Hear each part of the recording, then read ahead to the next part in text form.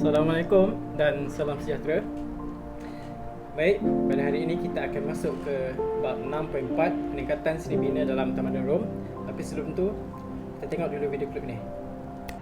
Ferocious mercenaries and warriors from all brute nations bent on merciless horde.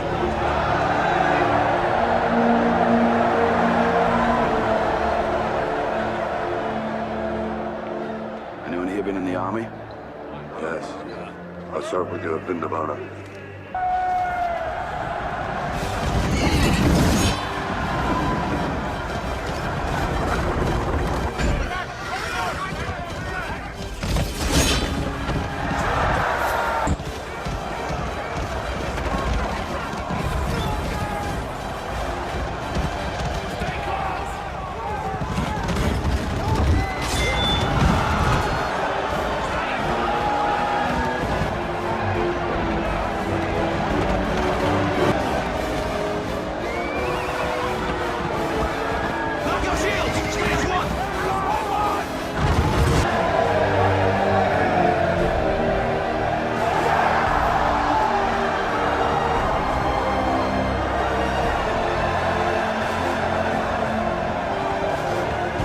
Video yang kamu tonton tadi adalah video petikan daripada filem Gladiator, di mana menunjukkan sebuah pertarungan yang berlaku di dalam Colosseum.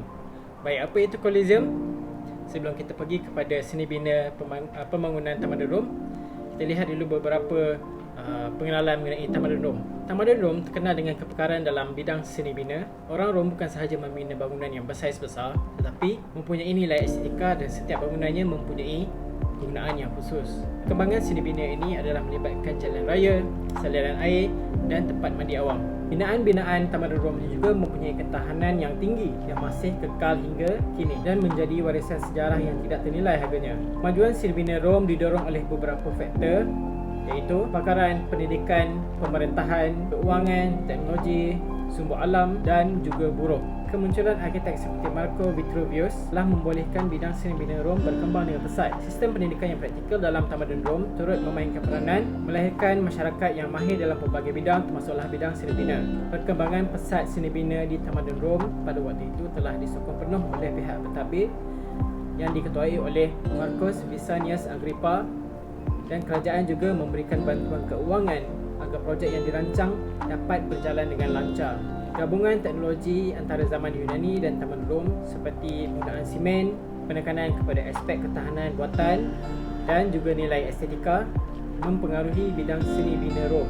Golongan buruh yang terdiri daripada sebilangan besar golongan hamba turut memberikan sumbangan dalam seni bina Tamadun Rom pada waktu itu. Seni bina Rom merupakan gabungan antara teknik seni bina yang diwarisi sejak zaman Yunani dengan inovasi yang dilakukan oleh Tamadun Rom. Mereka menggunakan bahan binaan yang baru serta kreatif dan reka bentuk yang lebih moden.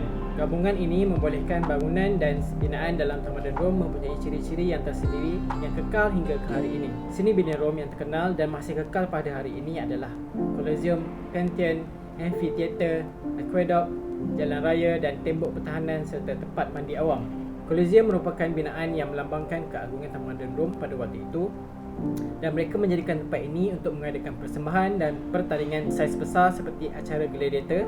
Struktur binaan Colosseum mempunyai ketinggian mencapai 50 meter panjang, lebar 156 meter dan luas keseluruhan bangunan kira-kira 2.5 hektar. Colosseum ini mampu memuatkan 50,000 orang pada satu-satu masa.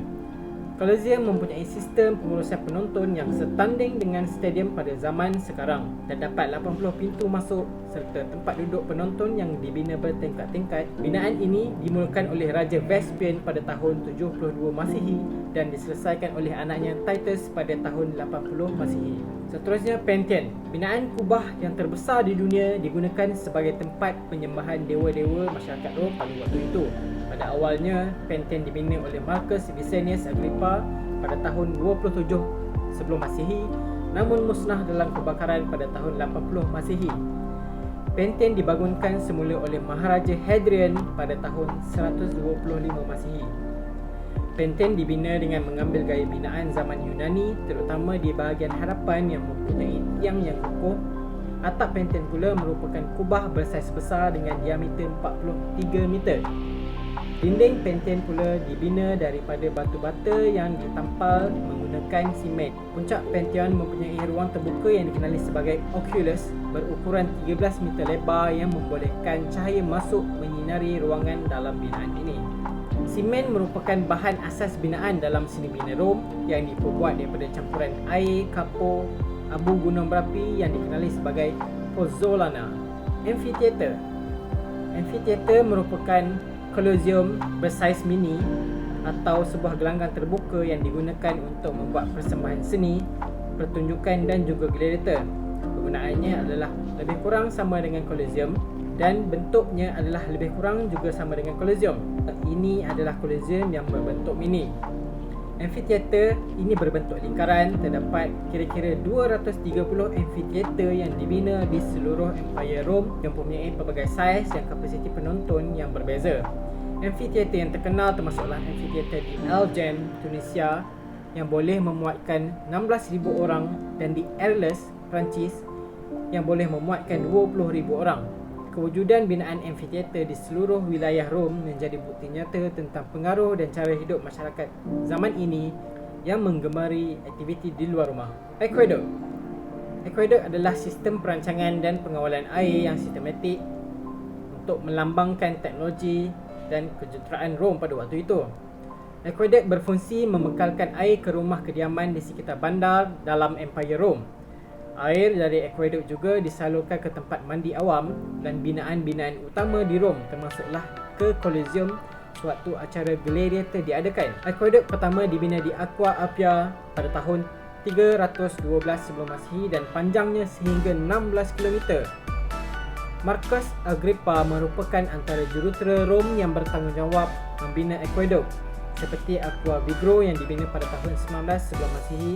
Aqueduct dibina berdasarkan kajian mendalam terhadap aspek mutu sumber air yang ada, aliran dan juga lokasinya diambil kira. Aqueduct yang termasyhur adalah Pont du Gard di Perancis yang mempunyai 3 tingkat. Jalan raya di Rom. Jalan raya di Tamadun Rom dibina pada tahun 500 sebelum Masihi dengan bertujuan untuk menghubungkan bandar-bandar utama bagi memudahkan pergerakan tentera serta menjadi sistem pengangkutan yang digunakan oleh masyarakat Tamadun Rom. Oleh sebab matlamat asas adalah untuk penggunaan tentera, jalan raya tersebut dibina secara berlapis-lapis menggunakan batu besar, batu kecil dan batu kerikil supaya tahan dan kuat menahan beban serta pergerakan pasukan tentera yang besar. Luas jalan raya ini biasanya 1.3 meter tebal dan 6.7 meter lebar. Terdapat batu tanda bagi menunjukkan jarak satu kawasan dengan kawasan yang lain. Di tepi jalan raya terdapat longkang yang dibina untuk mengalirkan air supaya tidak bertakung di atas jalan raya. Tembok pertahanan. Pembinaan tembok pertahanan bertujuan untuk melindungi Tamadun Rom daripada serangan musuh. Tembok ini juga menjadi pemisah antara kawasan yang terletak di bawah kuasa Rom dan yang bukan di wilayah kuasa Rom. Seni bina tembok pertahanan telah bermula pada tahun 100 Masihi menggunakan batu yang disusun memanjang serta mencapai ketinggian sehingga 5 meter. Terdapat juga beberapa kubu kecil yang dikenali sebagai Mile Castle dalam jarak 1.6 km setiap satu. Mile Castle ini menempatkan tentera yang mengawal tembok tersebut. Tembok yang terkenal ialah tembok Hadrian di Britain yang dibina pada tahun 122 Masihi oleh Maharaja Hadrian. Panjang tembok ini adalah 117 km dan setinggi sehingga 5 meter. Tempat mandi awam.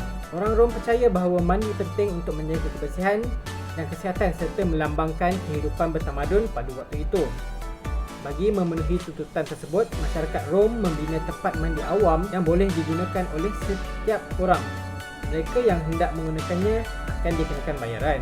Tetapi tempat mandi awam ini dilengkapi dengan pelbagai kemudahan termasuk tandas, ruang mandi, ruang untuk mengurut, perpustakaan, bilik berehat dan bersenam. Ruang mandi pula mempunyai bahagian yang berasingan iaitu mandi panas, sejuk, suam serta beruap. Ini kerana Tamadun Rom adalah tempat yang sejuk. Antara tempat mandi awam yang terkenal termasuklah Caralla di Rom, didirikan pada abad ke-3 Masihi oleh Maharaja Caralla. Tempat mandi ini boleh memuatkan sehingga 1,500 orang pada satu masa. Peningkatan seni bina menunjukkan kebolehan dan kemampuan orang Rom untuk membina binaan yang gah dan menonjolkan kebijaksanaan mereka pada waktu itu. Binaan-binaan ini juga adalah untuk menunjukkan kebesaran dan keagungan tamadun Rom. Cemerlangan tamadun Rom bukan sahaja ditunjukkan dalam bidang seni bina sahaja, malah pelbagai bidang yang lain. Sehingga hari ini, sebahagian besar daripada kemajuan tamadun Rom boleh dan dapat dikecapi oleh kita pada hari ini dan kekal menjadi warisan dunia pada hari ini. Memahami dan mengetahui ketinggian tamadun boleh menjadi inspirasi kepada peningkatan penciptaan dan kemajuan di negara kita. Sekian itu saja untuk tajuk kali ini. Harap bermanfaat kepada semua pelajar. Sekian, terima kasih.